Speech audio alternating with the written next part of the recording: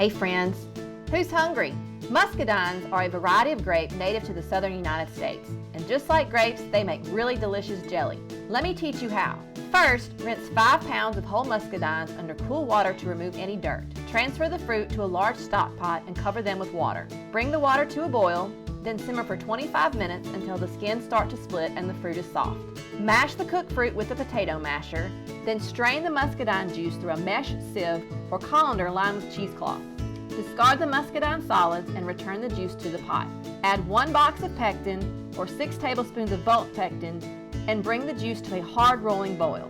Hard rolling boil means the juice does not stop boiling when you stir it. Add 6 cups of white sugar and continue to boil the juice for 1 minute.